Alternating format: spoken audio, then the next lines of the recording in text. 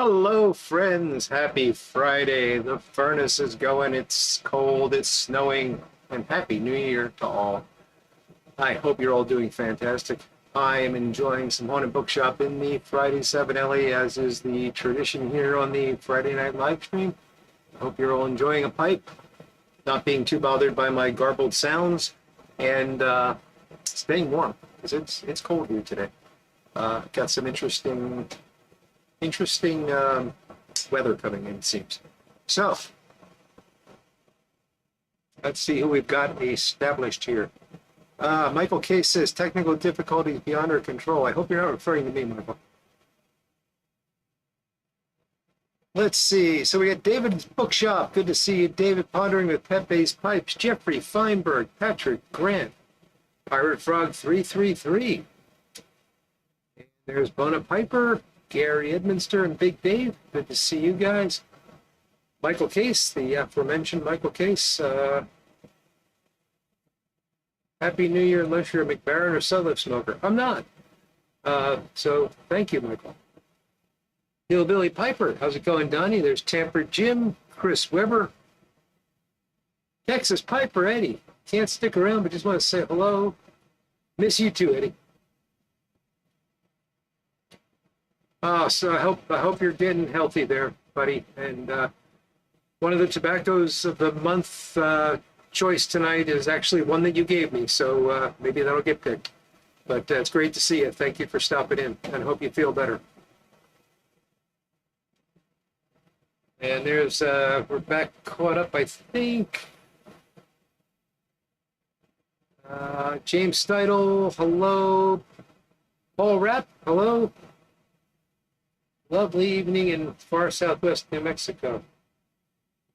Bowl of plain old white burley and a Peterson Iran number 86. Very nice, Paul. I wish it was a lovely evening here, but it is snowing. Not hard, but snow. Lord Hogarth, hello. And Pirate Frog 333, we already said hello to you, Robbie, so I think we are now all caught up. Oh, Big Country Briar.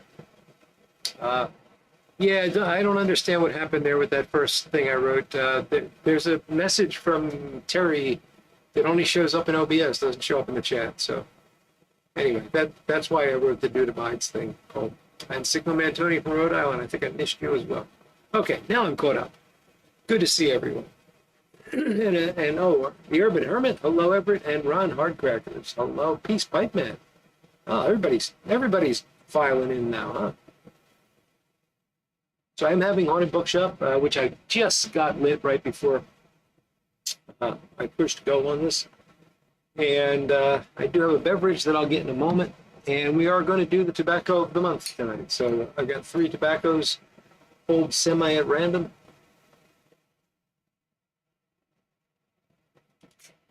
Semi at random. And you'll get to vote on them in the second half of the evening. So, did everyone have a Happy New Year? Anything exciting happening? I had a peacefully boring New Year's, and I'm grateful for it.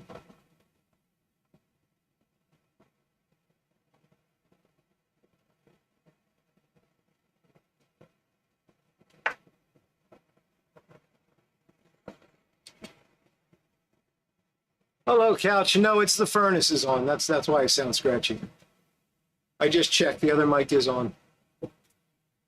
But thank you for checking in on that. Hopefully it will be done in just a moment. And there's Sleepy Piper Todd. Hello, Todd. Gary Edminster says it snowed all day and still snowing. You know, 4-wheel drive in the AM. Yeah, it's not that bad here. It's just like snow showers, but it's cold.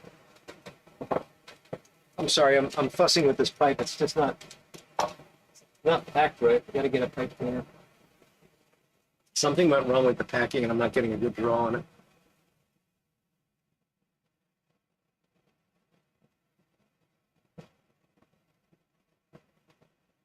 Doug Owen! Yes, pipe smoking is not gonna disappear. I mean, heck, enough of us know how to grow tobacco that it'll be just fine. Ah, the furnace is off. Couch, hopefully I'm not scratchy anymore. Let me know if that fixed the problem.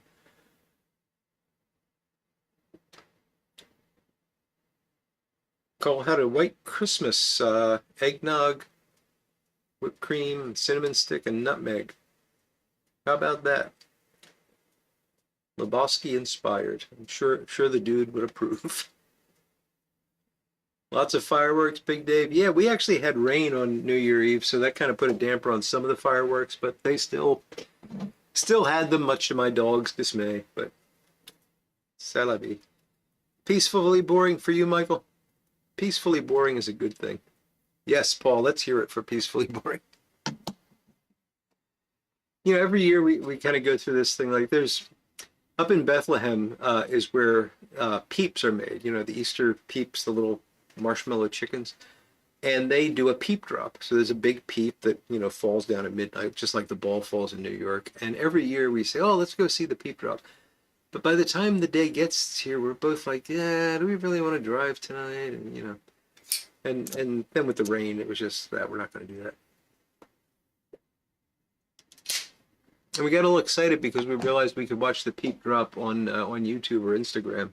And we were going to do that, and then we forgot about it. So, yeah.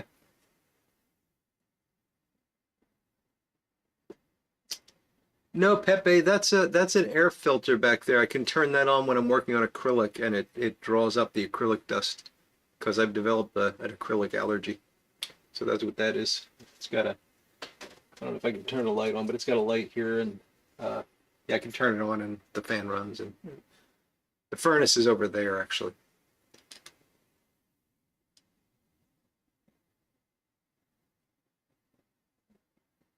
Yes, I got a report from Santa the other day. He slept for quite a while after his big night, but he did say he had fun there, Everett. So we gratefully thank Santa for the time he took out to be with us. Dose the dog with Benadryl. That's a good idea, Jeffrey. But the dog that gets most upset, it's very hard to get her to take pills. She will go through all sorts of, I mean, you know, I one time, what did I do? So we got these little pill pockets that they make and stuck it in, and she would just chew that up and out would come the pill. Smooth Piper, hello, Peter. Good to see you. So yeah, better than a turkey drop indeed, Michael. So I actually had, at one point, I had peanut butter. I buried the pill in peanut butter and I wrapped it in cheese. And it's funny, this dog does not like cheese. If you give her a piece of cheese, she'll run away with it and then drop it and just look at it. And the other one comes and eats it. So I did that, and for some reason the combination of peanut butter and cheese worked. And I said, oh boy, I know how to give her pills now. She took it once. Armchair Piper, good to see you, Ed. Yes, the al dente peeps are best. And there's Chris Coate, good to see you, checking in from Michigan. Hot tamale peeps used to make Rice Krispie treats with chunks of hot tamales in them. That sounds good. And Trapper Scott, good to see you, Scott.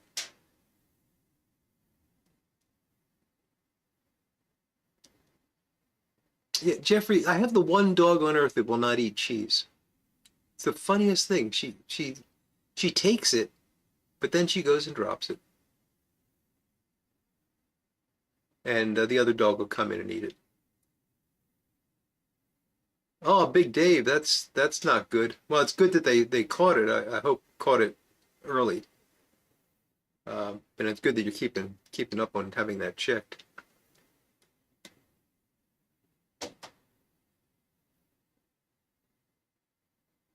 Few ounces of beer. That's a thought, Doug. Might be able to get her to drink beer. She is the dog taking the beer bottle off me in my I call them avatars. I don't know what they call them. The little picture in the circle on my YouTube channel.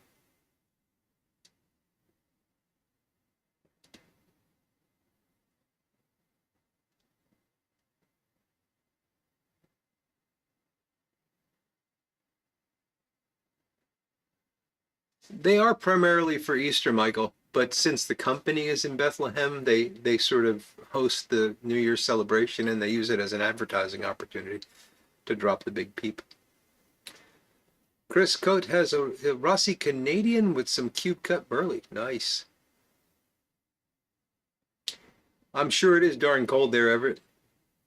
One of the things I like about you, you always make me feel warm by telling me how cold it is where you are.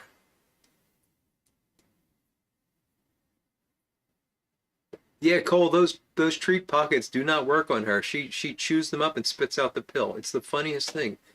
It's like she's got a little sorting machine in her mouth and the pill just gets ejected.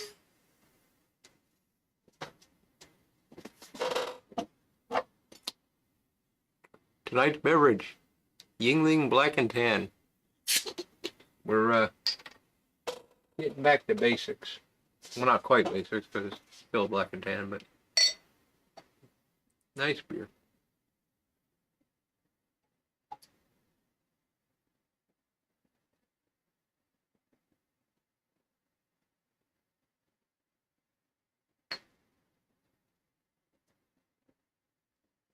I like it because it's got a nice, like if you're in the mood for like a stout or a porter or something like that, it's got that going for it, but it's not as heavy. Mm, good stuff.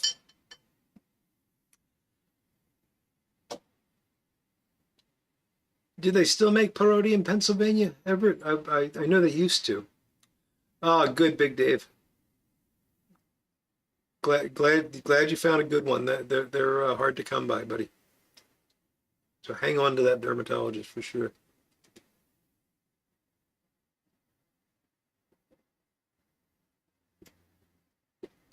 Ancient peeps found in Egyptian tombs under the pyramids. Actually, if you read Eric von Daniken's Chariots of the Gods backwards, you learn that the aliens that originally colonized the Earth were peeps. Yeah, it is a good one, Gary. Ah, wintry mix, Flint Hill Briar. Yes, always sounds like something you would eat at a party. Somebody put out the wintry mix.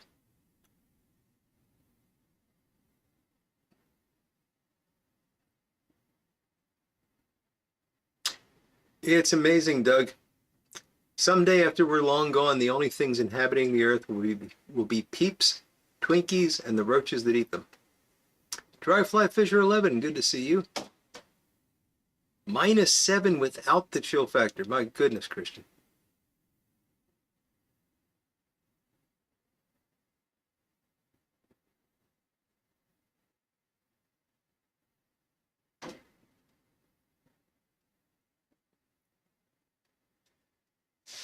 Yeah, Flint Hill, that's not a bad thought.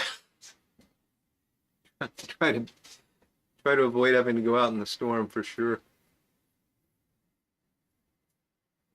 Poem, good to see you, buddy. Some of the ancient peeps were camels. Doug's got a whole peep backstory going on here.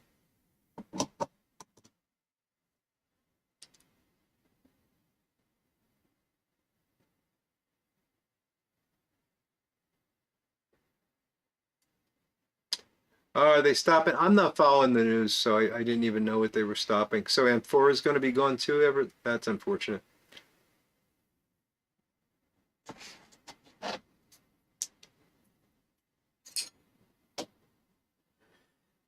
Pepe asked, did I hear on the news that alcohol is now bad to consume and may cause cancer? Um, I don't know, Pepe. It's hard to interpret those studies sometimes. And I don't know. I haven't seen it myself. Those Hemingway cigars are good, Palm. Very good. Hope your physical went well.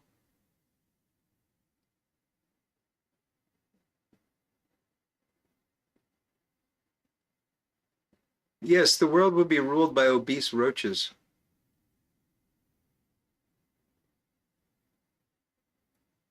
Velvet paintings of Elvis on eBay are expensive? Well, I think I might have a new hobby.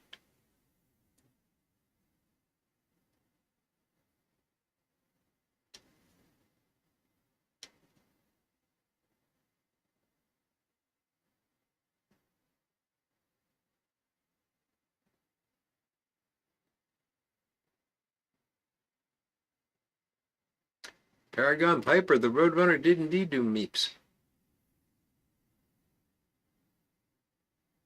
They're rarer than peeps.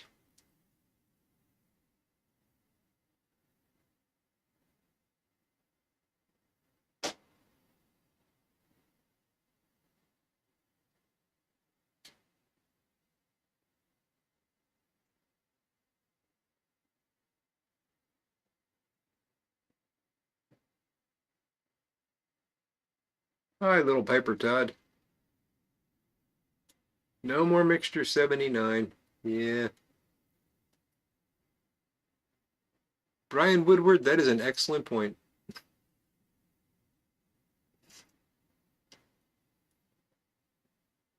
Excellent point, yes.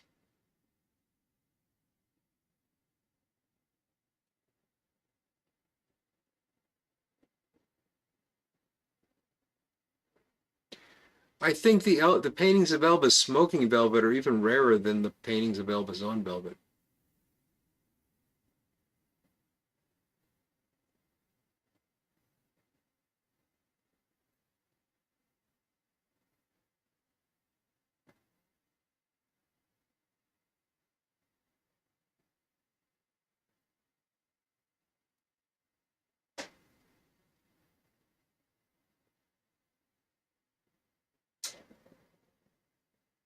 Furnace is coming back on, so you're going to get my scratchy voice again. Sorry. It's far too cold to turn it off, even if I could, but I can't.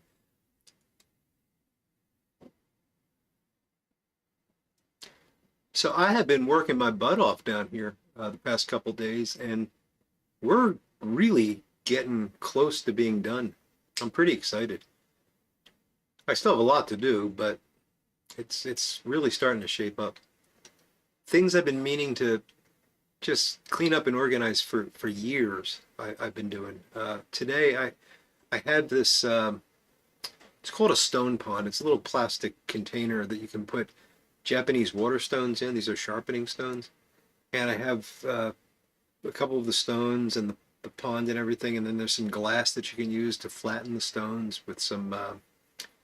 Oh, I forget what the stuff is called that you put on it. It's a grit, and you can flatten the stone on that. So it's a complete setup for sharpening with water stones, but I don't use water stones. I used them for a couple months and didn't like them.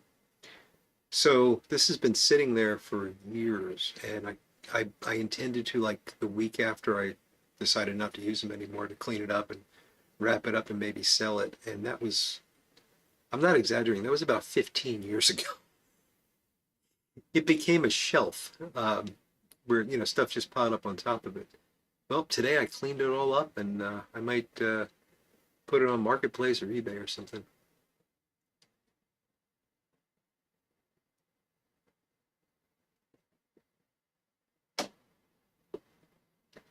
Chris Code is asking, what's your oldest pipe that you have and still smoke? You mean the oldest one that I purchased, or the oldest one in terms of when it was made? If it's the oldest one I purchased, I believe that would be the larger of the bent Irish seconds that I have, that I occasionally smoke on here, which is it's a very nice, it's a big bent billiard Peterson Irish second. I still have my original Graybow, which someday I'm going to get out and do a restoration video on. Every time I look at it, I'm just amazed at how tiny that thing is. But yeah, that was my first pipe. I still have that. What if you're just talking about when the pipe was made? I'm not certain. I mean, I have an old ROP, but I don't know exactly how old that is. And I do have a Marksman that is probably about 80 some years old that I'd still smoke.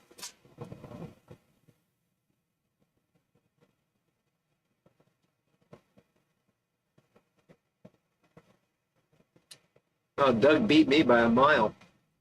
Oh, no. The Marksman's probably older than that, actually. So Doug has a 1948 gun home.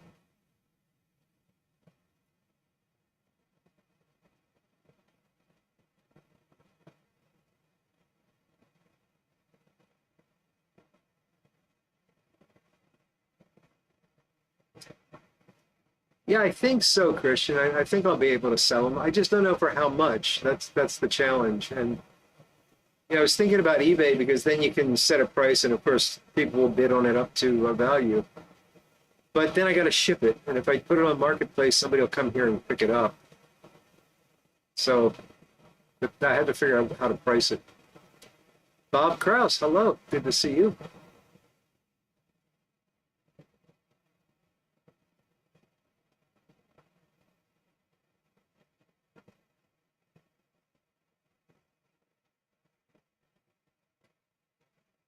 So they're going to be selling 3 nuns in 1 pound bags, Paragon Piper? If that's true, I'm actually happy. It's like the one blend that McBaron makes that I like.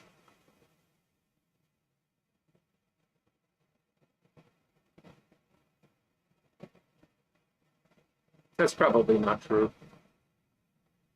Patrick has a 1921 Kamoy. Home has a 1991 Squirty bent pot.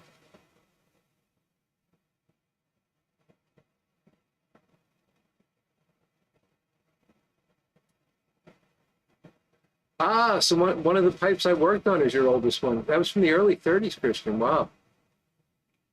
Was that old Rusty? I love that pipe.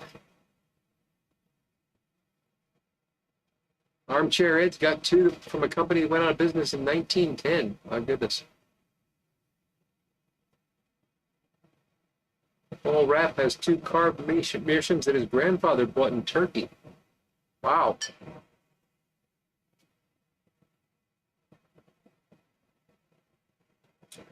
Oh, okay, so it's still going to be tins. Gotcha, Paragon. You got me excited there. Pound bags of 3 nuns would be a...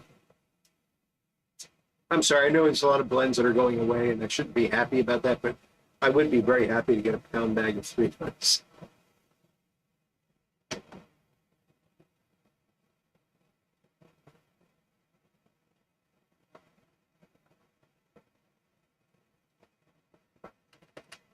Yeah, I don't think there's a bulk. There used to be in Europe or the UK, you used to be able to get pouches of 3 nuns that apparently was much more similar to the original blend. Um, I don't know if that's still the case or not.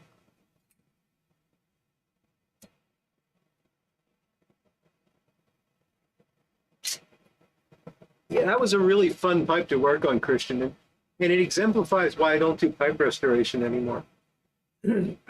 I restored this pipe for Christian that was, it had an acrylic stem, and the inside of the stem was all, um, brown from, as acrylic stems get, from being smoked. And it was like a yellow colored stem, and it looked like it was rusty. So I nicknamed the pipe Old Rusty. So this was the one that was his grandfather's, I guess, from the 1930s, I think is what he said. I might have already forgotten it. And I just got so interested in getting that stem to look new again. I spent days cleaning that stem.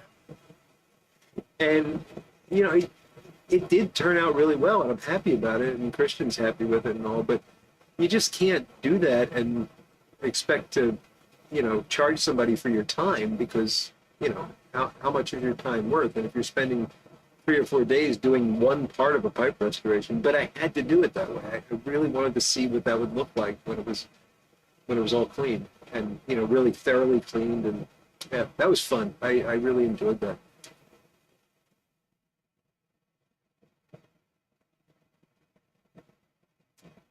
Yeah, dry fly fisher. That's the problem, is the trickle down of this here, how it's going to affect uh, people like Peretti. K Woodies and yellow bowls from the 40s. Gary has nice.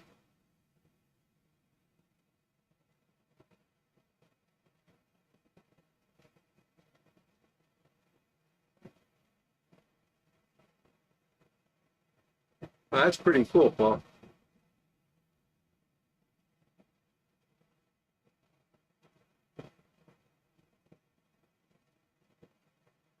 All right, Everett. Thanks for joining us, buddy. You have a great night too. Yeah, there were smaller pipes back then, Christian, for sure.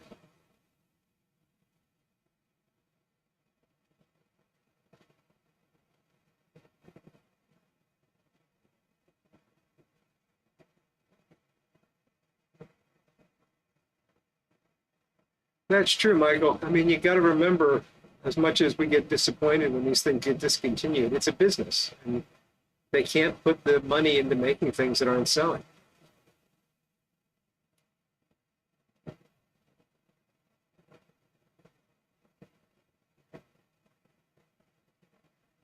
Right, Christian, but who sets that value?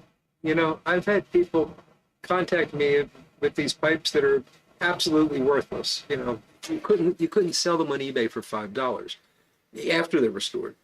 But it was their grandfather's pipe, and he remembers watching his grandfather smoke it when he was a little kid. Now he wants to smoke it. There's value there that you can't put a number on. You know, to me, that's very valuable, and I'm more than happy to spend the time doing that. It's just not, and I hate to turn it into money, but you know, if I'm going to spend the time doing that for somebody, it means I'm not doing something else. It means I'm spending money on the supplies and everything. I gotta make that break even somehow, and I just couldn't do it, and in good conscience take that long. Um, it got really stressful when I would have like 10 or 12 pipes lined up, and you know, it was sometimes a couple months before I could get through one of them. That was bad. So anyway, we don't need to go down that road. Phil has a 30s yellow bulb with an inlay on the shank and stem. That is cool.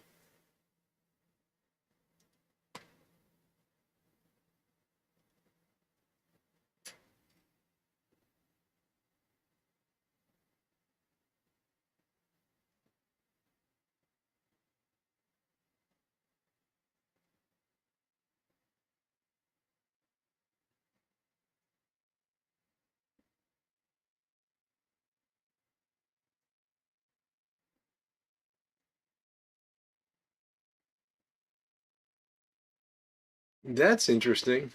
So there's more pipe smokers in 2023 than in 2020. That's interesting, Big Dave.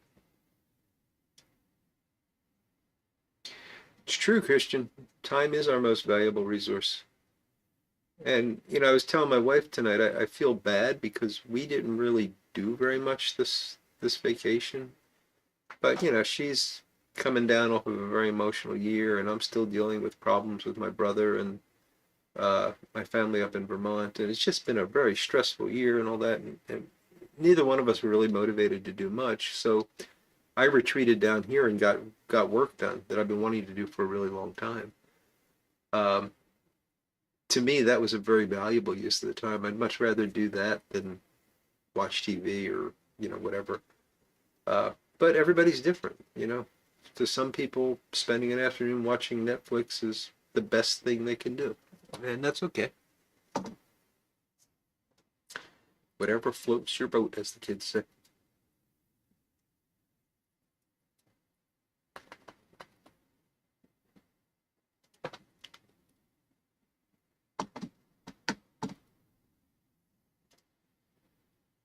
I might do some more call. We will see how the year goes. Gallup has stated they never use set-lift tobaccos or anything from STG and they'll not be affected. However, they will be dealing with new British laws banning tobacco use by age. There was never so little kids could smoke in England, or did they like raise the age?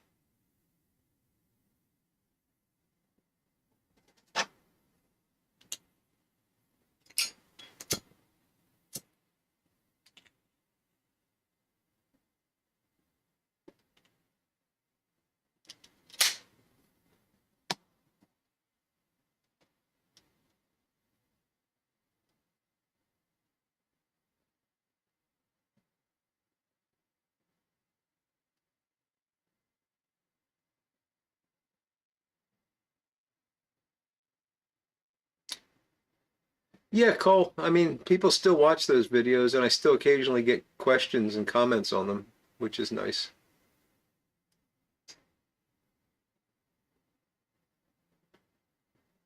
Ah, good deal, Chris. I'm glad it's holding up. Hope it's a good smoker for you.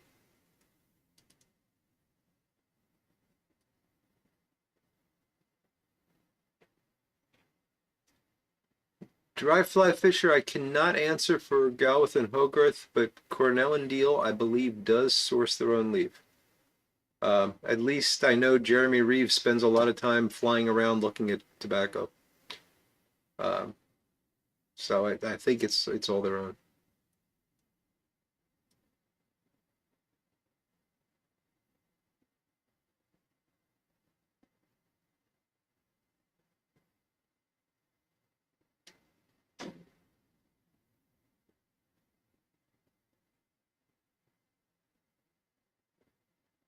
Well, Christian, you spend a lifetime behaving in a certain way. It's hard to throw a switch, right?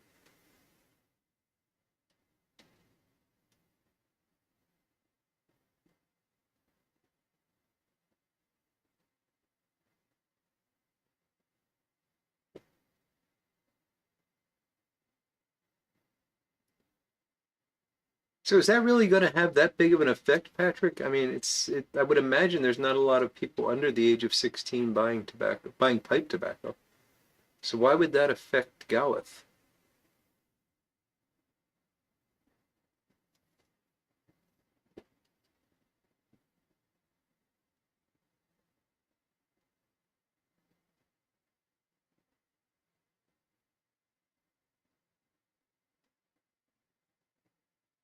Oh, so you mean, okay, so if I'm 14 years old and that law passes, I'll never be able to buy tobacco?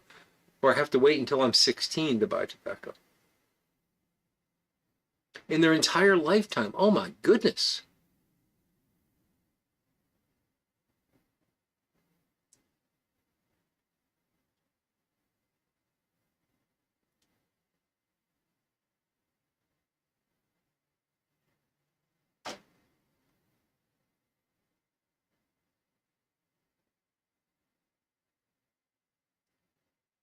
I would guess there would be challenges, Phil.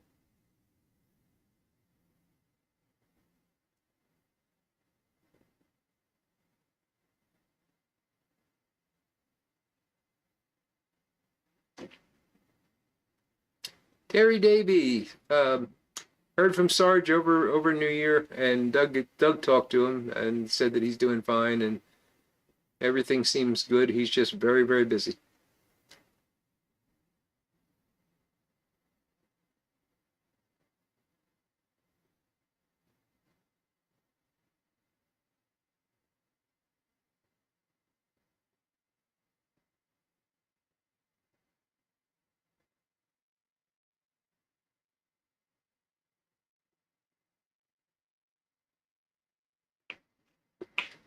That is a really stupid law, Christian. Yeah, I agree. And you're from Canada. Yeah, well, we all have our share.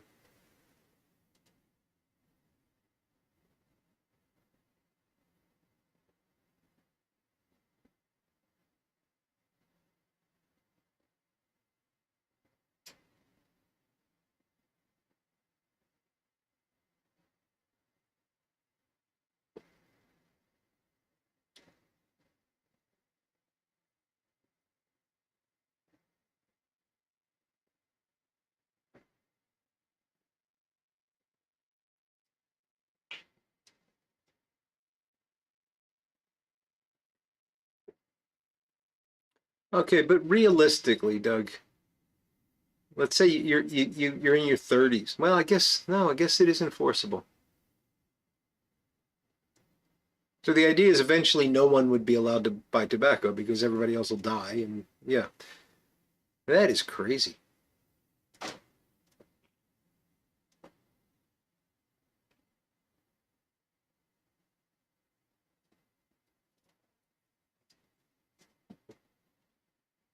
That's a good point, Lord Hogarth. One day there will be. I hope he just parades up and down every street, puts a chair up outside of Parliament and lights up.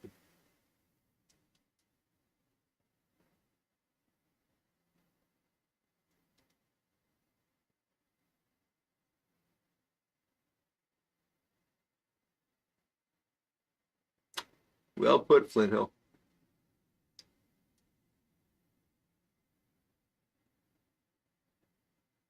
Millennial Codger, good evening.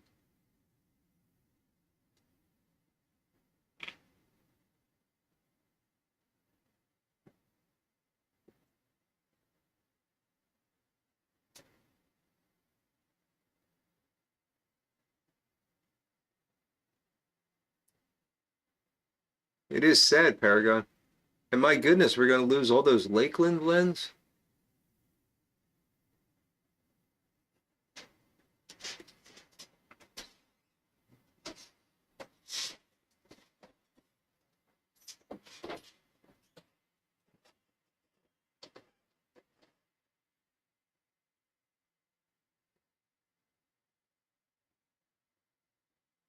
Yeah, Lewis was dead on, Paragon.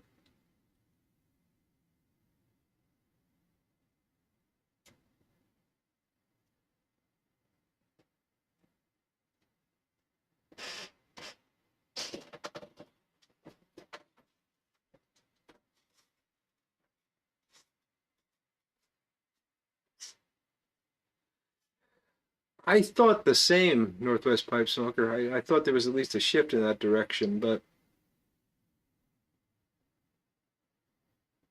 yeah, this is disturbing. Yes, Phil, thank you. Do please abuse my like button. That would be great.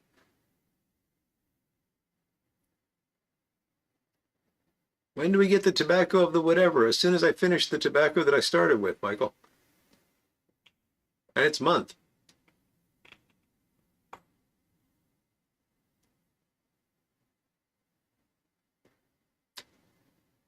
No, Doug, I'm not surprised at the length that totalitarianism will go. I mean, that's it will go to any lengths to ensure power for those in power.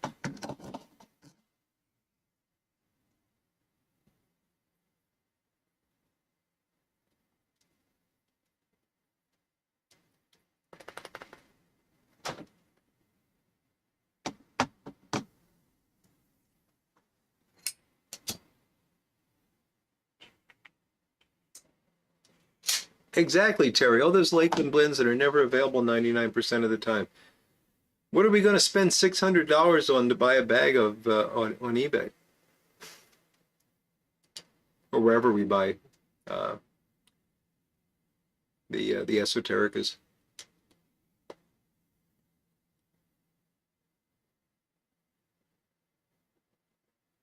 They're actually putting a cancer warning on alcohol. Somebody mentioned earlier that there was a study. I didn't know there was going to be a warning. My goodness.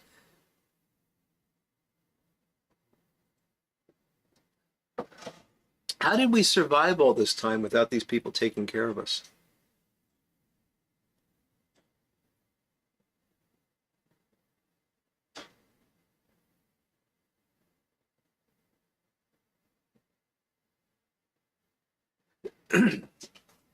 Interesting point, Dry Fly Fisher. Does the ban in the UK cover marijuana? Where did I put my letters? I am done the haunted bookshop, so we get to go on to the tobacco of the whatever, as Michael put it.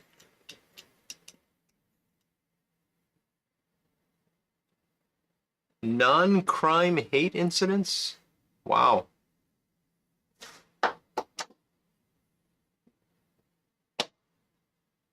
Crazy stuff.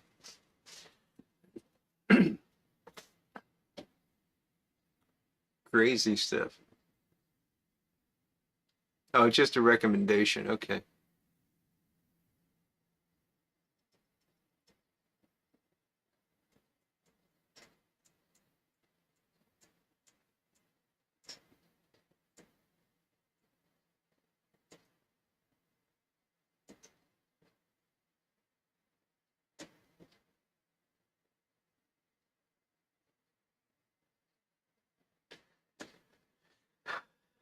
Yeah, Brian, I mean, there's stuff we eat regularly that is just flat out poisonous, you know, and you're gonna tell me that alcohol is bad for me?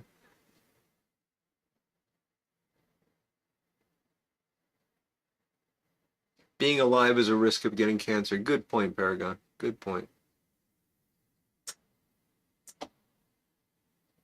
Terry, I probably do 6 to 8 bowls a day, depending on the day, and I do have a cigar occasionally. Lately, it's been maybe one a month. Furnace is on again. Sorry. Uh, yeah.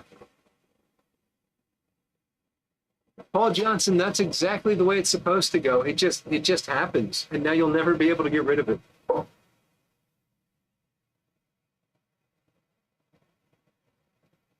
We'll let the furnace go through this cycle, and then we'll do the tobacco of the month.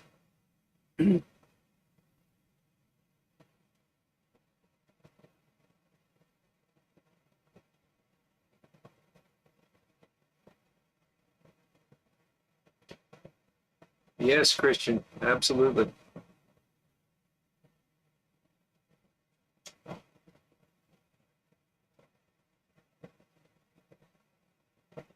Uh, sure, Tom. I mean, you can drink yourself to death in water. You actually can.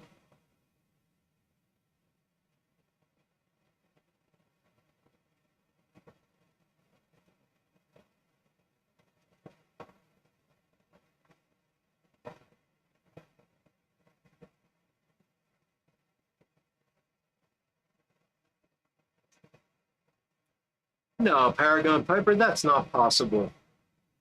Above ground nuclear testing contributing to cancer. What are you saying? No, that's crazy stuff. I'm guessing I'm going to get flagged for this one.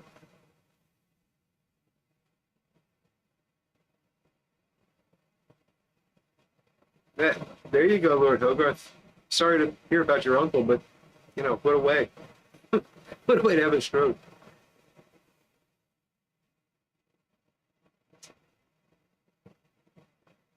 I always forget the name of the Greek philosopher. Uh, it's on the tip of my tongue. But anyway, there's a Greek philosopher who famously died laughing uh, because he was eating dinner and he saw a goat eating a fig, and it struck him as funny, and he laughed so hard that it killed him, probably from a stroke.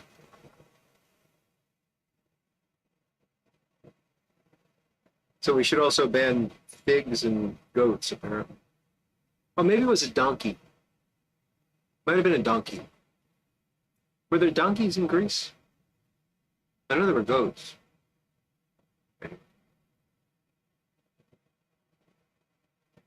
Oh, is Chris going to work?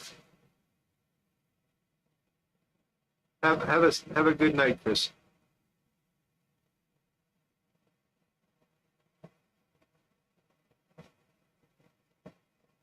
Good motto, Peter. No one knows.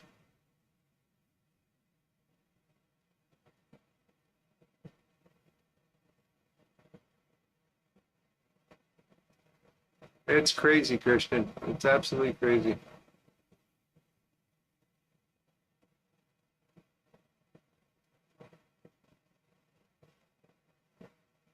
Yeah, drinking too much water can really be bad for you. I mean, it's amazing, Michael, how seriously it can mess you up.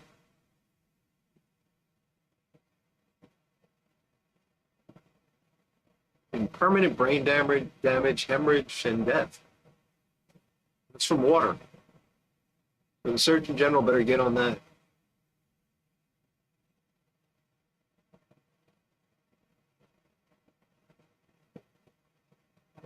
I've always been convinced that carrots were poisonous.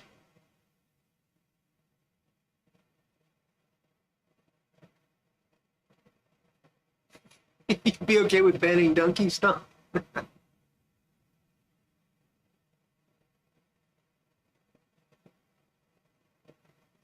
Lions in Greece. I don't think it was a lion. That wouldn't be as funny.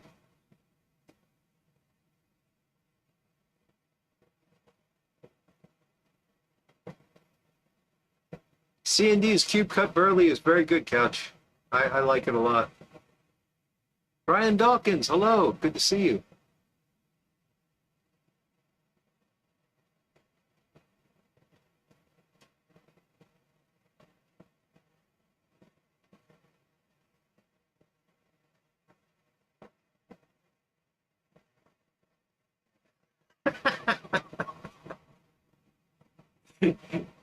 Yes, Doug. We're going to need some pro and con goat control slogans. And that's true, Christian. I mean, you go when you go, right? No point in living a miserable life to 125.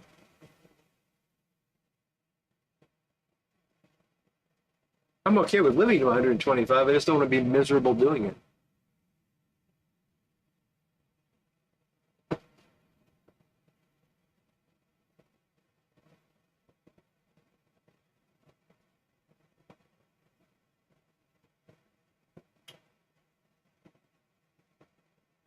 Yes, Tramper Scott.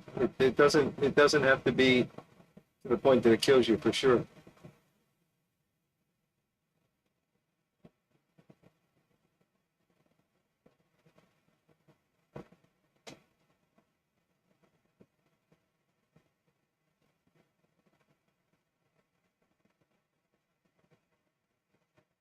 I'm getting after it, Gary. Doing my best. Sorry, I didn't know the furnace was going to run for this long, but we'll get to the tobacco of the month as soon as it's time. Ta-da!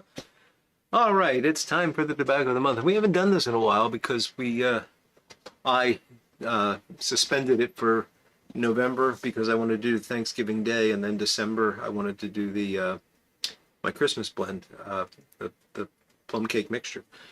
So here we are in January, and it's time to start picking tobaccos again. So I picked out 3 again, semi-randomly, and I say semi-randomly because nobody can do anything truly randomly.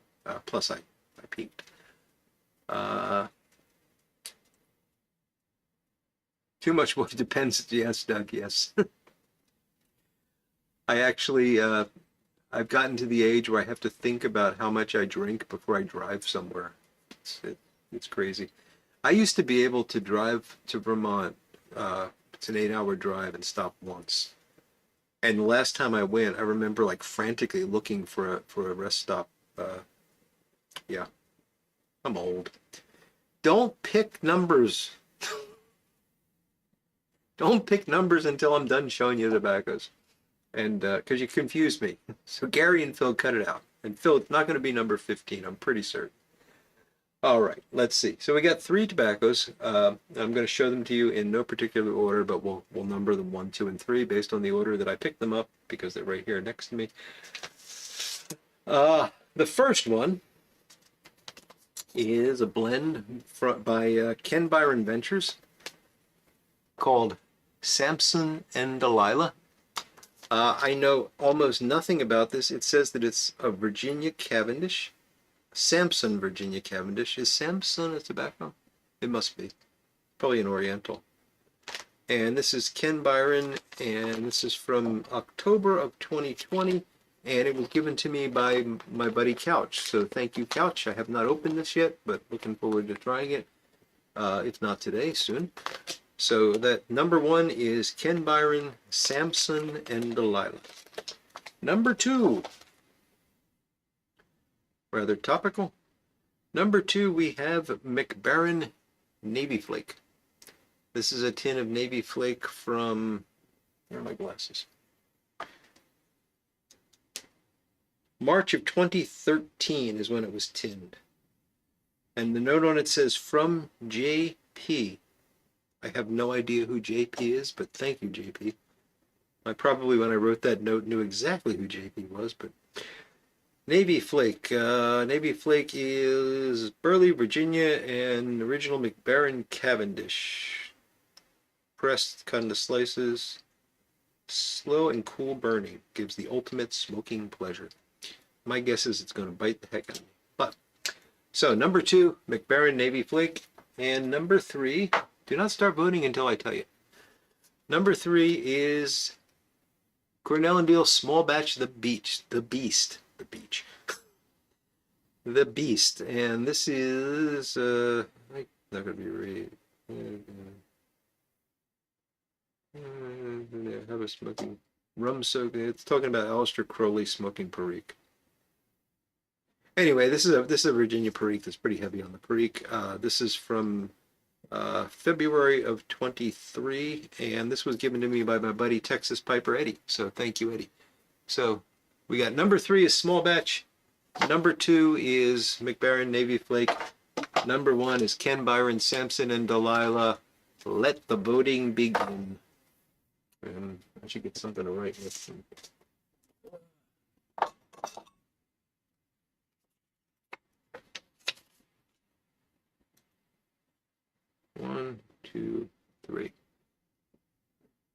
we got a vote for 1. A vote for 2.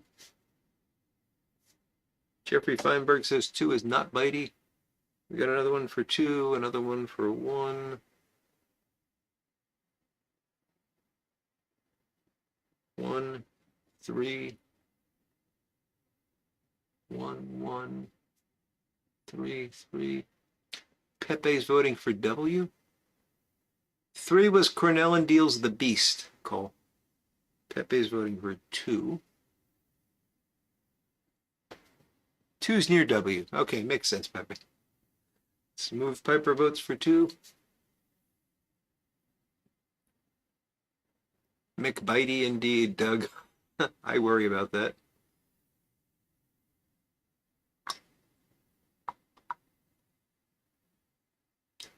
Okay, we'll give it another 30 seconds or so. Anybody else want to vote? Number 1, Ken Byron. Number 2, McBarron. Number 3, Cornell and Deal. We got a 2, we got a 3.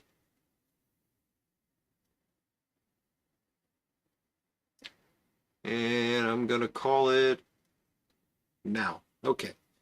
So, this was, number 2 pretty much ran away with it. 1, 2, 3, 4. So we got 5 votes for 1.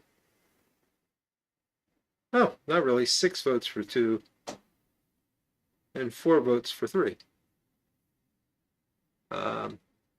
So, sorry guys, Paul, Stratman, and Bob, you came in a little bit later, which is good because you would have led to a tie, and that wouldn't be good. So the answer, the winner then is going to be number 2. Yes, Flint Hill, they do have a ground-up donkey jawbone. I'm not sure about the hair, but yeah. So number 2 was the McBarron Navy Flake, God help me, from 2013. So I'm hoping this is mellowed and is going to be quite delicious. We will see. And I got this in 2014, again from JP. I wish I could remember who JP was.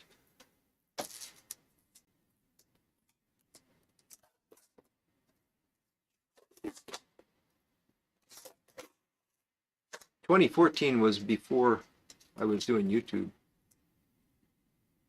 Bill counted 9 B votes for 1?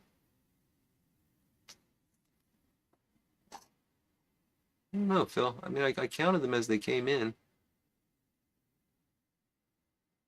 So Doug Owen was the last vote. I said we're going to stop after that. So let's see. Yeah, 1, 2, 3, 4, 5, 6.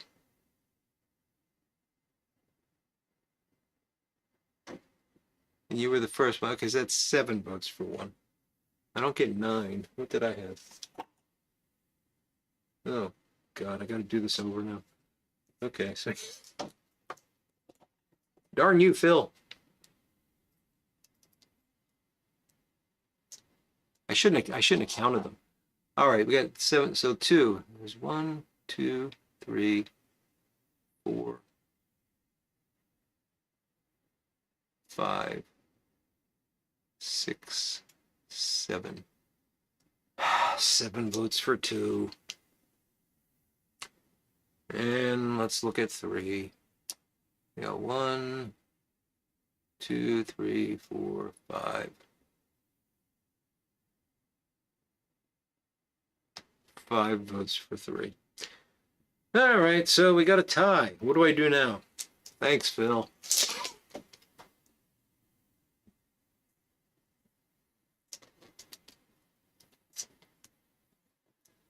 We have a tie.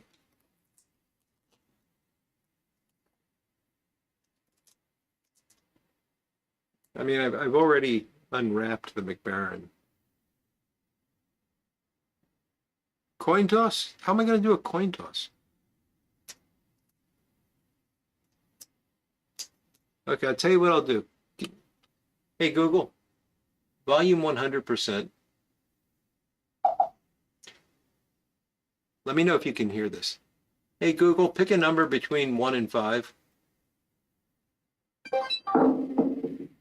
Here's a random number, 5. Did you hear that? If you just asked about an alarm, I don't see any set. I wasn't talking to you. Let me know if you heard Google pick a number. Go with 3 to break the tie. That's a possibility. Somebody give me a thumbs up if you could hear Google.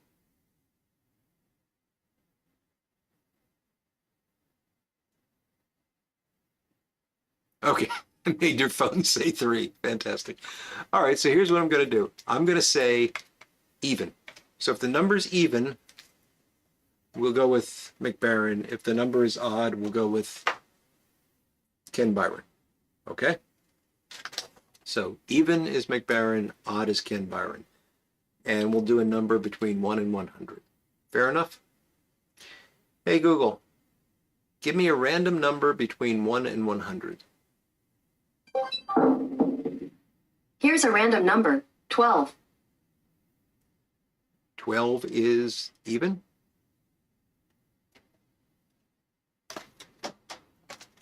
Hope that was fair.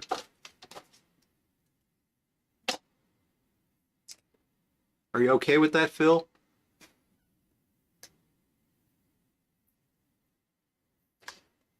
Sorry, Phil, I do want to be fair about it, but the truth is it's hard to count these things up while they're scrolling by so quickly. And I made the mistake of giving you the number of votes. I shouldn't have done that. I should have just said this one. You never would have known. All righty. I beansed it. This seems like the seal broke on it. Oh, it's a little dry. This might be a problem. I think this lost the seal. It's dry. It looks good though. It's not. The top is very disintegrated. Let's go down a few flakes and see if we can't. Yeah, this is going to have to get rehydrated. Yeah, this is just going to look. This is just going to crumble to dust. So, you know what?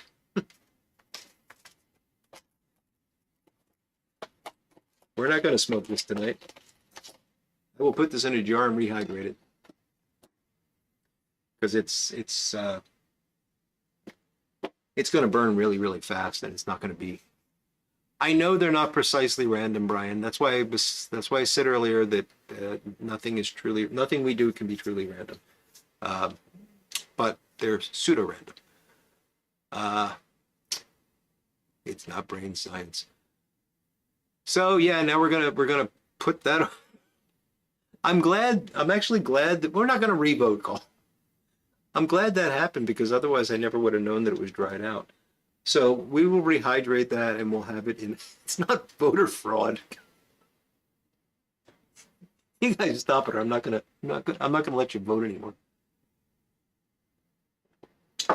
So we're going to rehydrate that and we'll have it in a future tobacco of the month. And instead we're going to go with the other winner, which is the Ken Byron.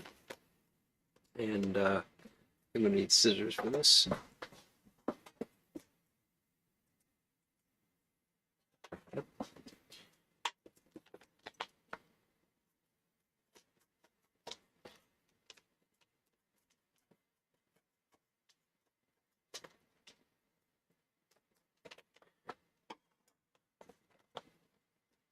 I've had that happen a couple of times with those square or rectangular tins. My guess is that one, that had hockey tape on it. So it's probably one that had the parafilm on it and the parafilm broke and I retaped it. And I've had it since 2014 and I was not using hockey tape in 2014. Oh, wow, that smells quite good. What is that smell? That reminds me of something. I don't know what. Really nice looking blend, lots of dark and light stuff in there.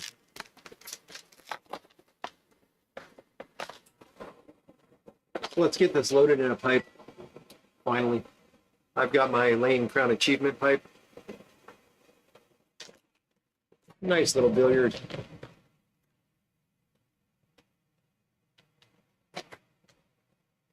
This might be the longest it's taken to get to the tobacco of the month. Paragon Papers blaming Russian bots, yes.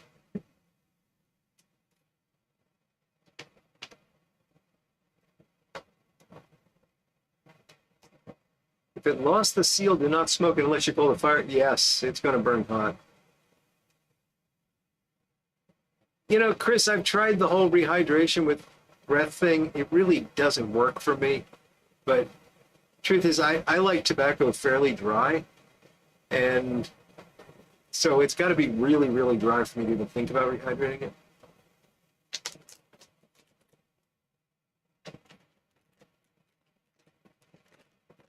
I don't think it's an aromatic at all.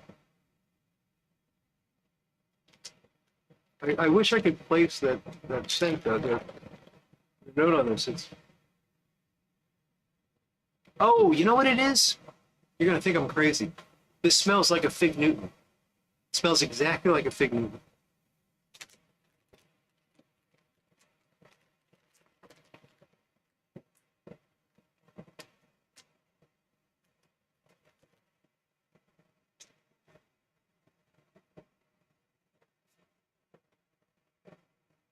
Yes, David, we are close to the 6th. Are you all going to storm my house? And you know what? We're not going to go there. Bid Maze, good evening to you, sir. Delilah's panty. Yeah.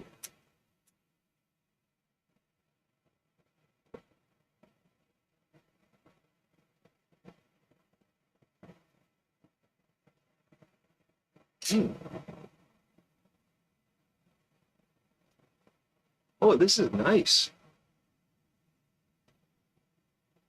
Couch, if you're still out there, have you had this?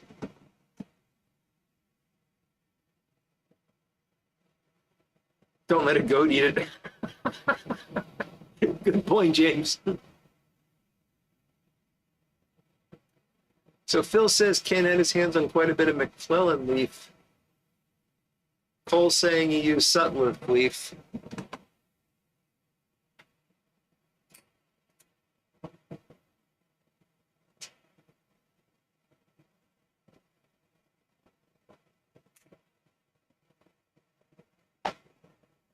Couch's tobacco wins by a technicality, yes, but man, am I glad it did.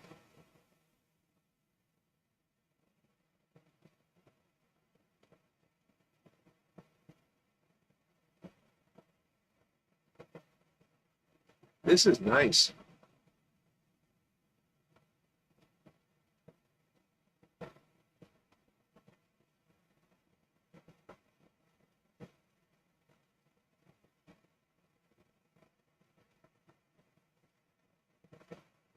I want to look up Samson.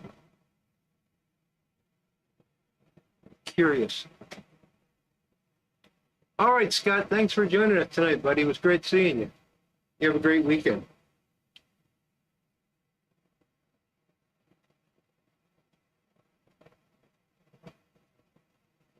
I gotta tell you, I bought a plane today.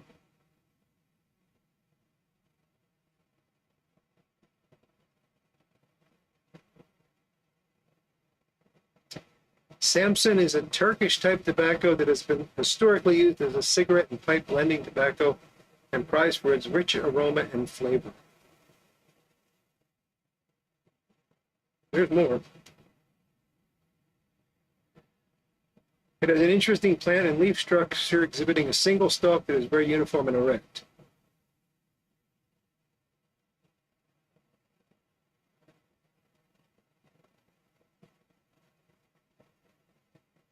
Selling seeds for it.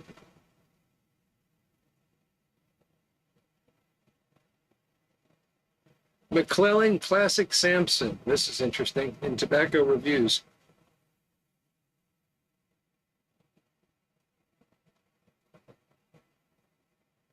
In the hinterlands just south of the Black Sea in eastern Turkey, these prized oriental tobaccos draw their sweet, nutty flavor from the rocky soil as they have done for 350 years.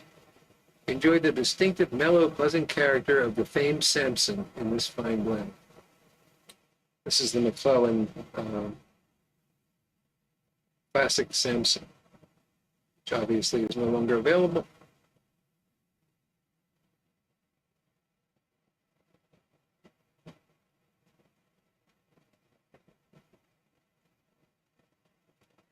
Anyway, that's enough of that. So Samson is a Turkish Oriental. It doesn't taste of figs, Gary. It's very reminiscent of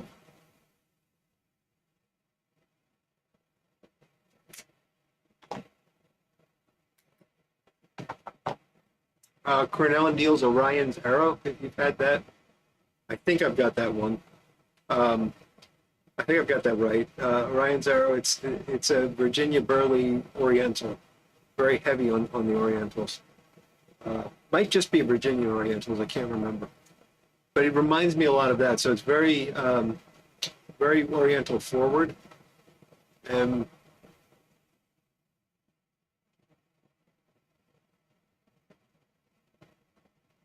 I think there's some Burley in there because it's got a nice deep depth to it, but it's definitely got some sweet Virginia in it as well.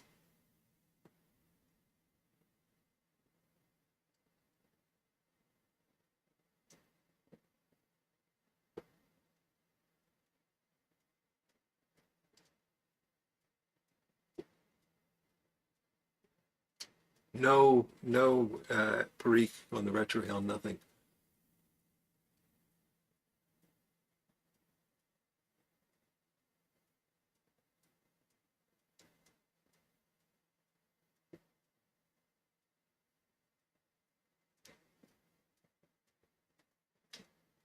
Yeah, it does have a tanginess to it, Cole. You're right about that. It definitely does have a little bit of tanginess to it. I'm not sure if that's from the Oriental leaf or if it's from the Virginia. Although this didn't look like it had any bright. Take another look. I hate Ziploc bags.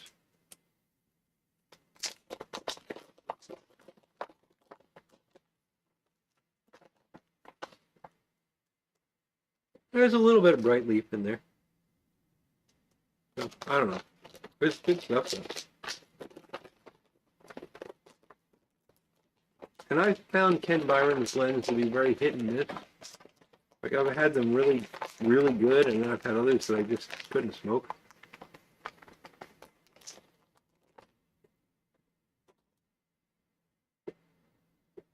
This is a nice one though.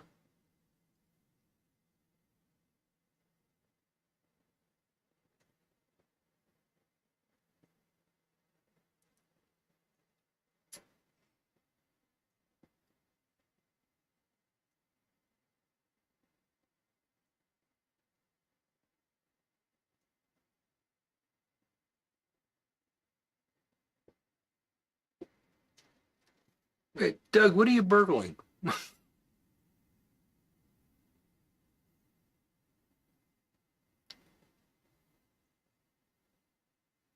Oh, is it the Navy Flake you guys are talking about? I don't think I have any more of that, Doug. I might, but if you want the dried out stuff,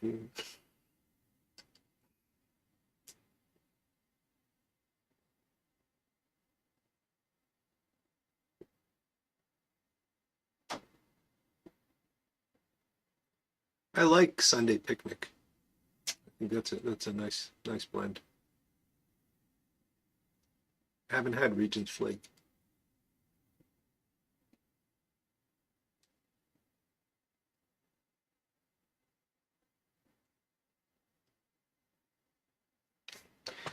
I was thinking the other day, I was watching, oh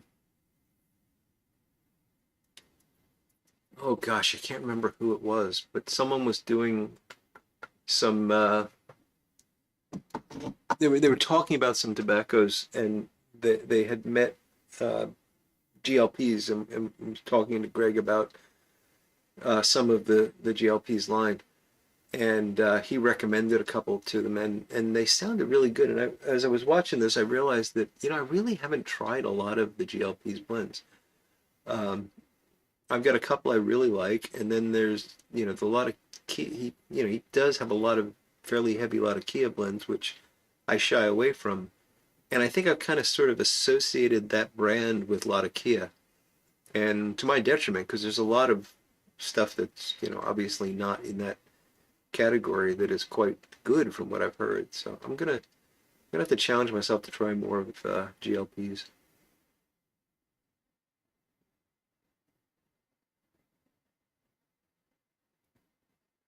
No, Doug, it's a mystery. I mean, he doesn't even tell you what's, well, I guess you could interpret that label as saying that it's Samson, Virginia, and Cavendish.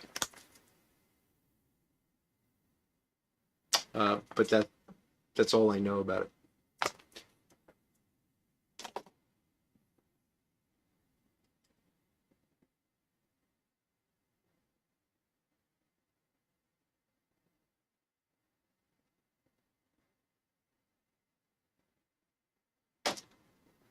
Oh, somebody said that the Samson and Delilah is similar to Player's Navy Flake. I'm getting very confused.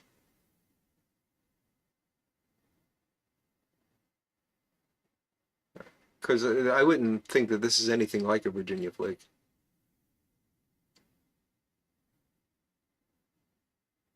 What would happen if I smoked the dried out stuff, Chris? My tongue would catch fire because it would burn so hot.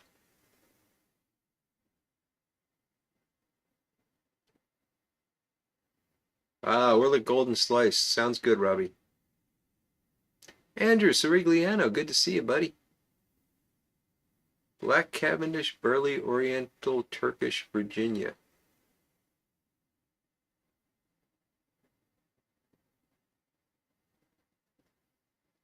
Says Andrew.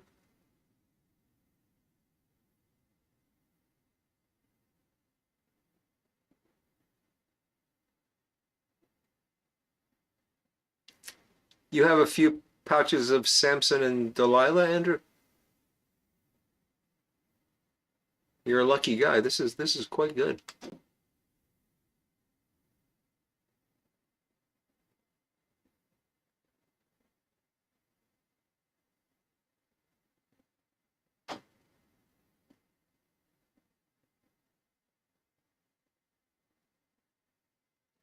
I'm not sure about complexity yet. It's so far it's been pretty consistent, which can be a good thing.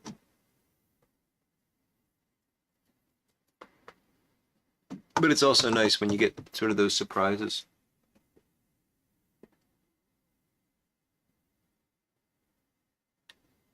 But I don't think this is going to do that. It's very smooth.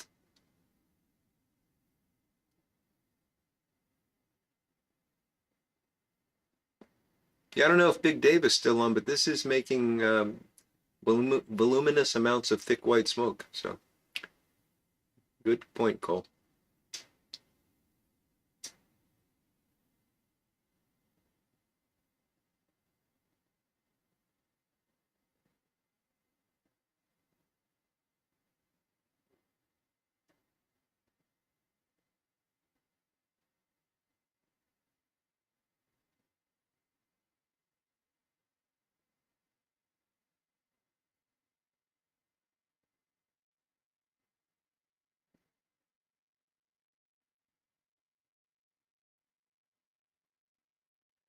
Wow, Christian, you smoked something Jimmings didn't. That's pretty impressive.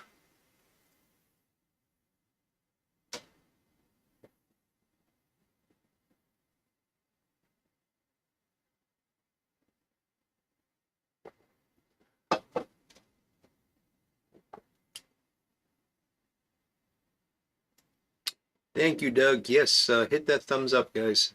Not for me, but for everybody else. It helps YouTube say, oh, these pipe smoking videos are being watched by people, and then they'll show more pipe smoking videos to more pipe smokers, and everybody will be happy. And as I said last Sunday, if you're watching a pipe video, hit the thumbs up button. Unless the guy's a complete jerk and you can't stand him. Like if you're watching one of my videos, don't do it. But if you're watching anybody else's, hit the thumbs up button just for the sake of the pipe community. The Smooth Piper finished his haunted bookshop and he's loading up some Old Black Magic by Watch City Tobacco in a freehand Benwad pipe. Nice. Old Black Magic sounds intriguing. Ah, there's Big Dave. It's copious. I accidentally said voluminous. Copious amounts of thick white smoke.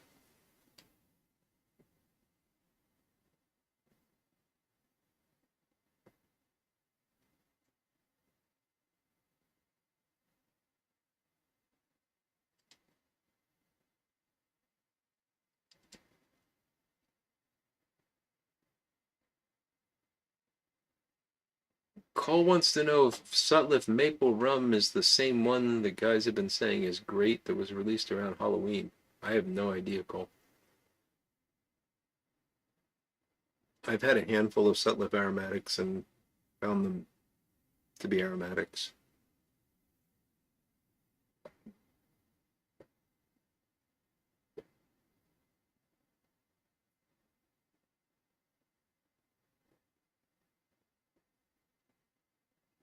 There you go, Ed. That's one of my favorite lines from your videos when you say hit the like button or you won't go to heaven. I love that.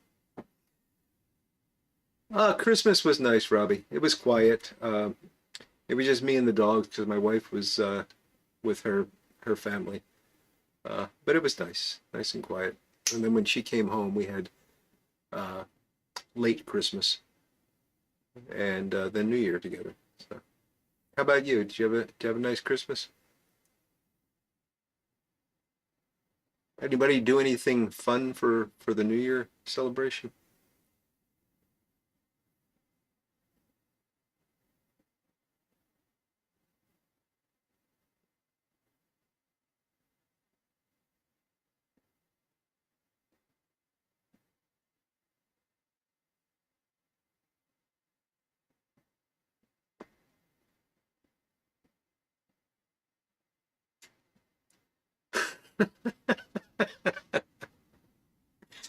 Oh, Paragon, I don't know. I don't know if I'm gonna do that.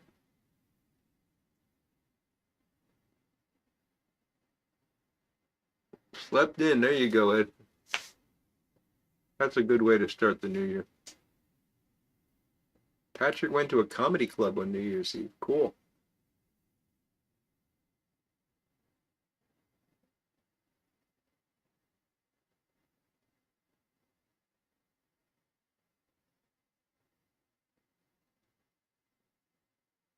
Oh, really, Robbie? Yeah, I remember you talking about those health issues and job issues. I'm glad you got a new job. And hey, it's a great way to start the year, right?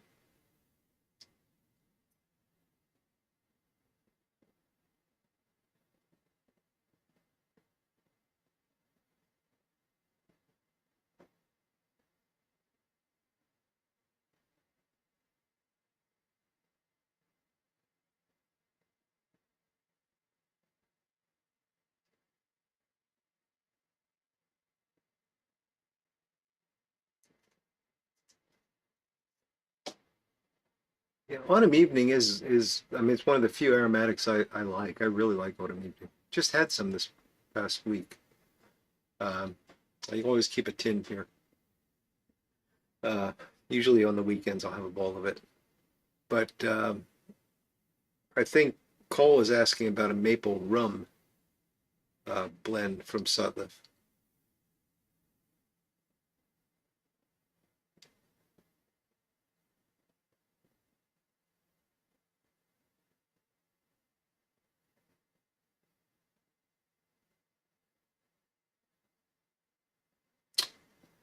I get it, Pirate Frog. I know. But you gotta keep moving, right?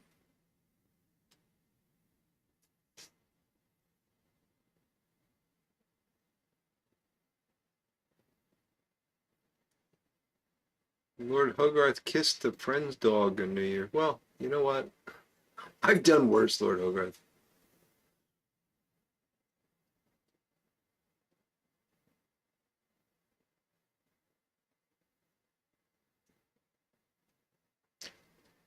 Yeah, it's interesting, Northwest Pipe Smoker. I was just talking to Armchair Piper about this the other day. There seems to be like I know a lot of people that say Autumn Evening is too strong in terms of the maple. And that's what I like about it. To me, it's the only aromatic I know of that tastes the way it smells. It's got a real maple flavor to it. But there are people that say, like you, that it tastes ashy and cigarette-y, and I just don't know how you could get that. So it's just interesting. It's one of those things where everybody tastes something different, and one of the wonderful things about pipe smoking, really.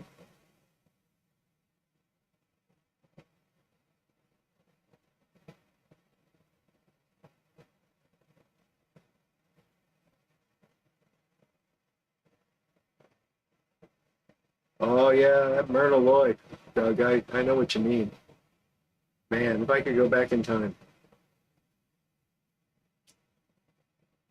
But so the Thin Man takes place at Christmas and New Year, so that must make it a Christmas movie, right, Doug?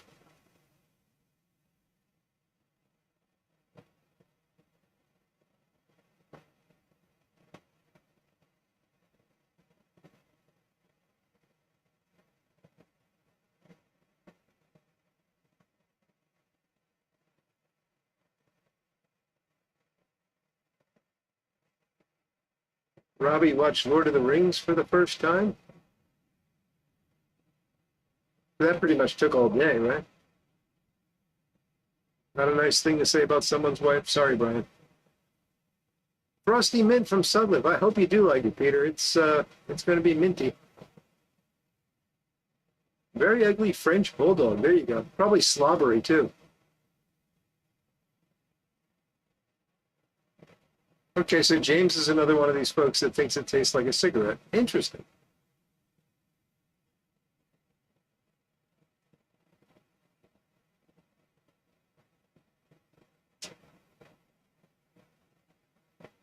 Ron is having some 2023 Thanksgiving Day in a yellow bowl checker with a Shiner seasonal strawberry blonde. Wondering why they make a summertime beer and sell it at Christmas. I don't know.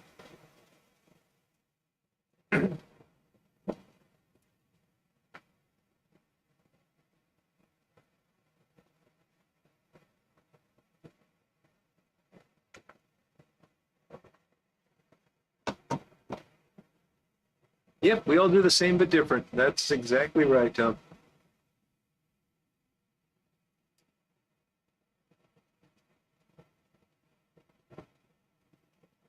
There you go. And Cole says it's too much maple. So, yeah, it's funny.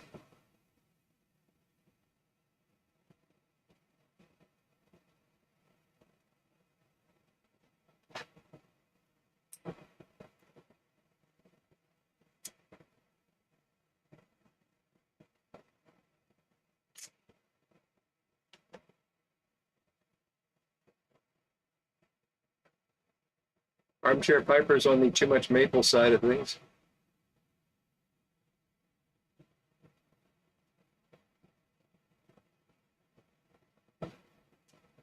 No, Christian, we're talking about Autumn Evening tasting like cigarette.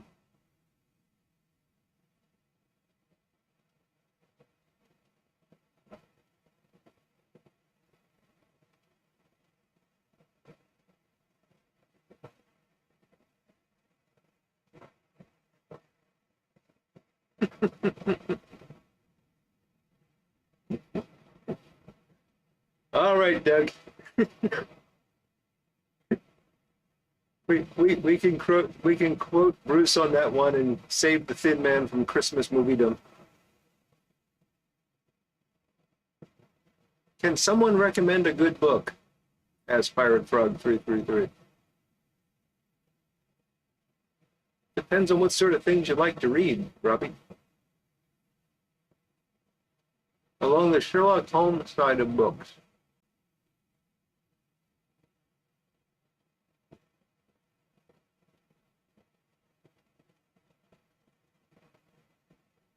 I have not honestly read any of them, but I've heard that the Magritte series is very good. Um, Written by a French author, I believe, whose name I cannot remember. but he was a pipe smoker and had a very large collection of Dunhill billiards.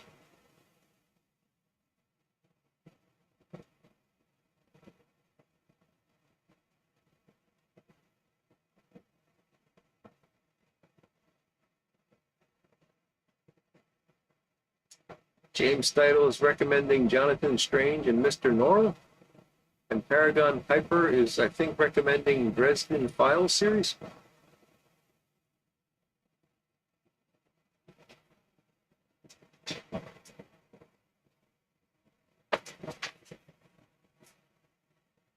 I can recommend this book. This is one of the things that Santa brought me. I'm going to be, at some point, making one of these. I'll see if I can find a good picture for you.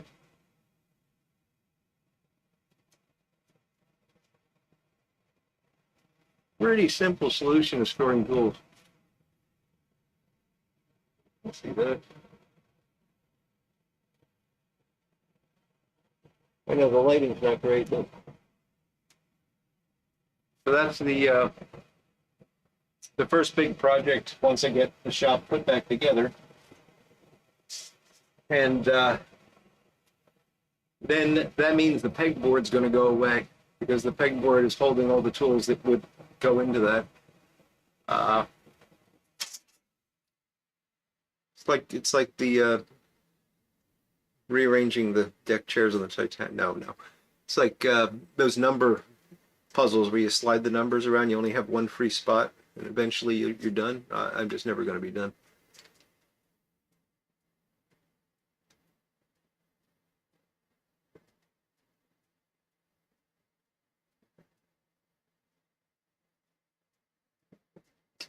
Call that clip was taken long before Bruce Willis had dementia. Don't try to pull that.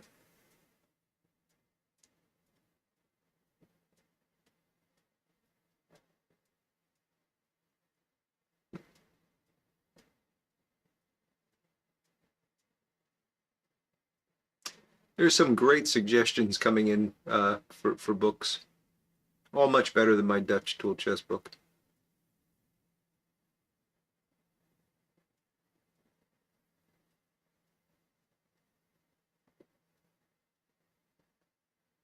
Okay, so Dry Fly Fisher 11 has read Magritte. Yeah, I've been wanting to for years. I just never get around to it. Chris Webber says the Charles Todd series of British detective novels.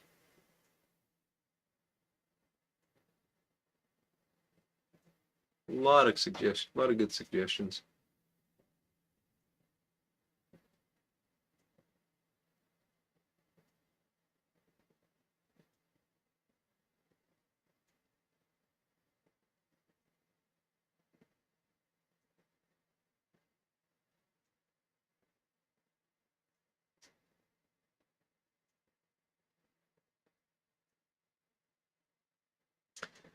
There's no debate, creator. I think we've found conclusive proof that it is not a Christmas movie. So, no, I was just making a comparison. You know, Doug was talking about the Thin Man movie, which takes place at Christmas. I said, oh, well, that makes it a Christmas movie.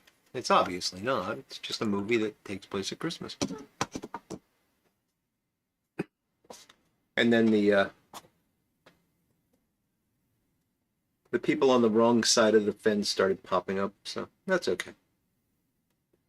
But yes, let's put that debate to bed for the next 11 months, and we'll start it up again at the end of 2025.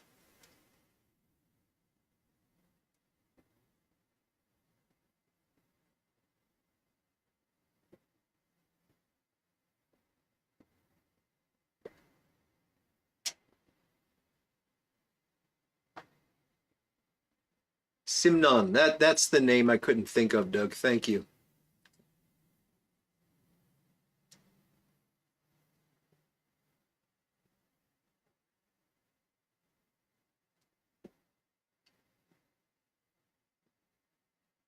Call Thanker, but I don't think I'm ever going to be interested in some good Scottish romance.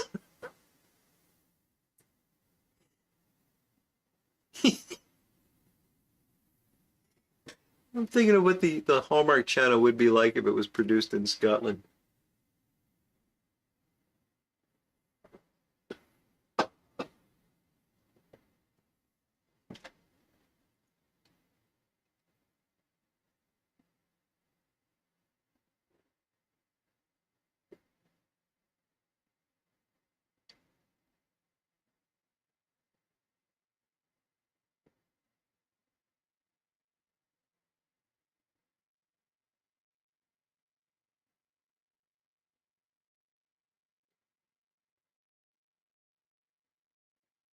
Bill's recommending the I Ching and the Art of War. They're both great. I just got to be in the right frame of mind to read them.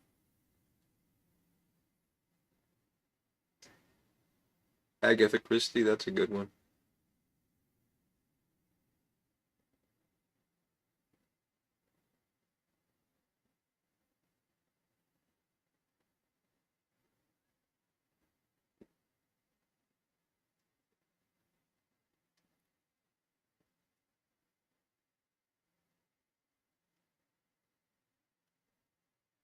One of my favorite books,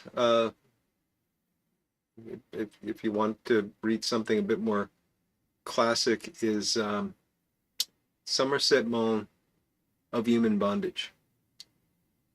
It's just exceptionally well written, and it's a really gripping story.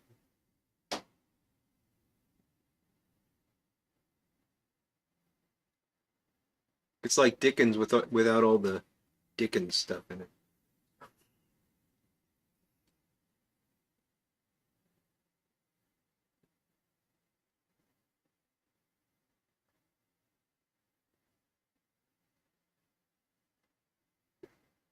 Green Eggs and Ham, that's a good one.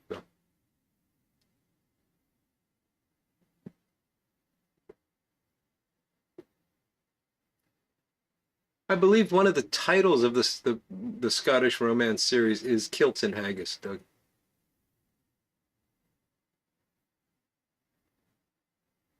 Count of Monte Cristo is a fantastic book.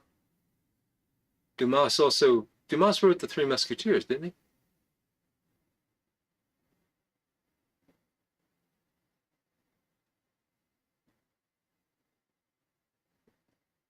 No Bullet Got Me Yet. That sounds good, Paul.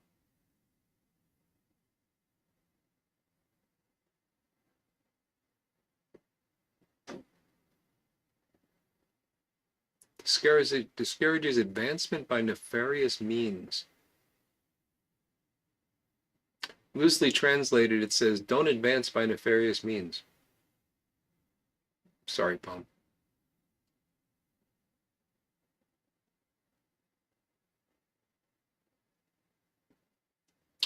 That is a pretty good movie, Lord Hogarth. Yeah. Although I read the book first, and I'd recommend that. I think the movie's good, but the book is much more detailed, and I think you'd lose something if you saw the movie first. All right, Armchair Piper. Have a great weekend, buddy. Ah, very interesting, Paul. I will definitely look for that. I gotta tell you, the one thing I bought a Kindle a couple years ago, and I didn't think I was gonna like it, but I love it for things like this because I can go and find, 3 or 4 of these books and just load them on the Kindle and get to them when I get to them, rather than have books laying around the house. And it's just great because you finish one and it's right there. But I've been a little stagnant lately because I got a copy of the complete works of P.G. Wodehouse, and I'm trying to work my way through them, which is pleasurable, but just haven't had the time. And until I get through all of those, I don't want to start reading something else.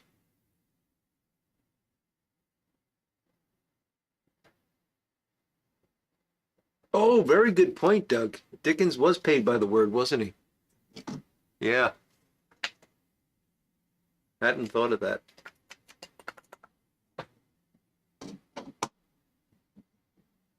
And absolutely, Christian. That is the best part. You can get them for free, or I think I paid $1 or maybe $1.99 for the complete works of P.G. Wodehouse, which is a lot of writing. You know, it's a lot to read. And that's just great because that I don't really like modern fiction that much. I mean, occasionally there's a good book. I read a book a couple years back that I really enjoyed called The Lacuna. I can't remember the woman's name who wrote it, but it was really well written, and it was this really interesting story that covered a writer and I believe his secretary, and they somehow got involved with Frida Kahlo, the Mexican artist, and her husband, whose name I can't remember, who was also a Mexican artist. And oddly enough, and I did not know this, but they wound up hosting Trotsky when he fled Russia. So Trotsky was living in Mexico with Frida Kahlo and was actually killed there with an ice pick.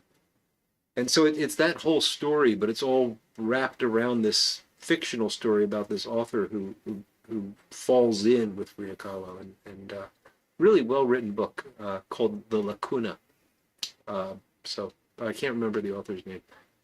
So occasionally a book like that comes up, but I do wind up reading a lot of older stuff. So Zen and the Art of Motorcycle Maintenance, that's a wonderful book, Phil.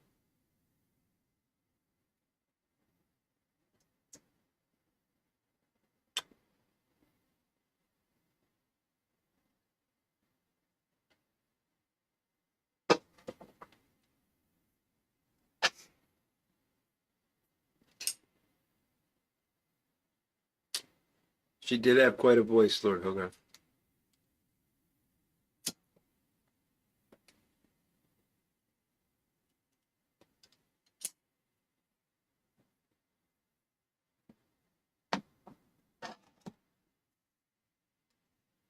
Shopcraft for Soulcraft.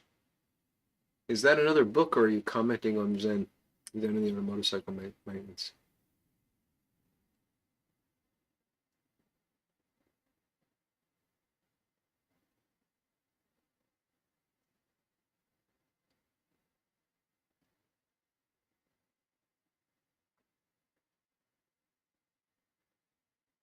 $75 a leaflet. Wow, Christian.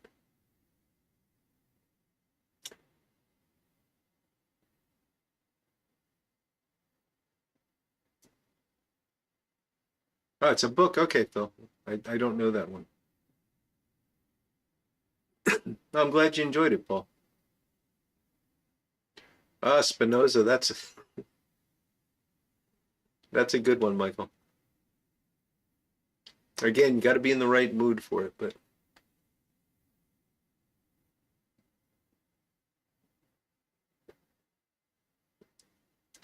yeah, exactly, Doug. It takes you back. And you know, obviously, I'm a big fan of Arthur Conan Doyle and really enjoy the Sherlock Holmes series. But I also really like reading things like Dumas. Another one that I was surprised how much I enjoyed, and this is going back 20 years now that I started reading them, was Tolstoy. I mean, a lot of Tolstoy's works are really quite enjoyable, as is Dostoevsky.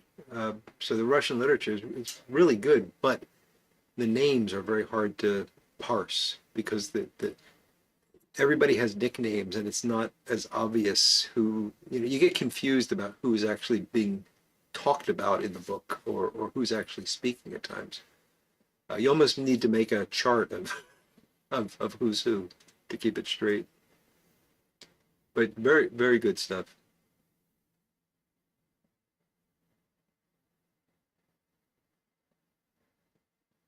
Where the Red Fern Grows. No, I don't know that one, Cole. Pedro Rivera sounds right, Paul. That sounds right.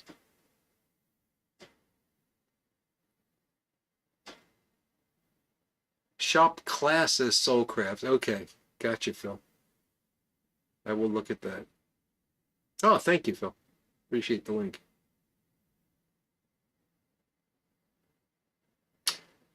Steph and Skip, Good to see you guys. Merry Christmas and Happy New Year to you. I hope you had a wonderful holiday season, folks. And guys, we're running over, I think. Yes, we're running quite over. Umberto Eco, that's a good one too, Brian. Man, I used to read a lot more than I do now. James Long just got in. And I'm just about to get out, James, but good to see you, buddy. Good night, Jeffrey. Good night. Yes, a concordance would be helpful, Paul.